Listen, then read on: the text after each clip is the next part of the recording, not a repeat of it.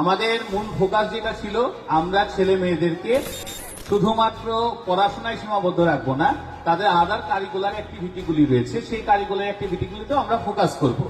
দেখেন আপনারা অনেকেই চারপাশ থেকে শুনেন যে স্কোপাস ইন্টারন্যাশনাল স্কুলে অনেক হয়তো বা প্রোগ্রাম হয়, কিন্তু আপনারা কি ভেবে দেখেছেন একটা প্রোগ্রামও কি স্কুল আওয়ারে হয়েছে? প্রতিটা প্রোগ্রামই কিন্তু শনিবারে হয়েছে, অর্থাৎ যেদিন তাদের স্কুল কার্যক্রম নেই।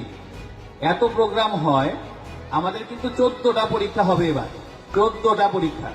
গতবার আমরা প্রায় 10টার মতো পরীক্ষা নিয়েছি, আমরা 14টার মতো পরীক্ষা নিব এই বছর। প্রতি মাসে মাসিক টেস্ট থাকবে, প্রতি মাসে পরীক্ষা থাকবে। তারপরে কিন্তু বাচ্চারা উপস্থিত থাকে, বাচ্চারা কিন্তু অনুপস্থিত থাকে না, 95% উপস্থিতির হার। তার মানে কি নিশ্চিত করে আমরা পড়ার চাপও দিচ্ছি, পাশাপাশি তাদেরকে কিন্তু স্কুলে আনতেও উৎসাহিত করছি, অর্থাৎ তারা স্কুলে আসতেছে। আমাদের কোনো জায়গাতেই কমতি রাখিনি, আমরা আমাদের সর্বোচ্চটাই দেওয়ার চেষ্টা করেছি। সুতরাং আমাদের এডুকেশন সাইডেও কোনো গ্যাপ নেই। এডুকেশন সাইডের ভিতরেও আমরা যেখানে যেখানে আমাদের ফোকাস করা দরকার আমরা সেখানেই ফোকাস করতেছি। দেখেন আমাদের ওখানে একটা ব্যানার ঝুলতেছে, ক্লাস 5-এর অরণ্য এবং আমাদের ক্লাস 9-এর এবার 10-এ উঠেছেন তাসনিয়া, বৃত্তি পরীক্ষায় বৃত্তি পেয়েছেন। আমরা সবাই তাদের জন্য করতালি দিব।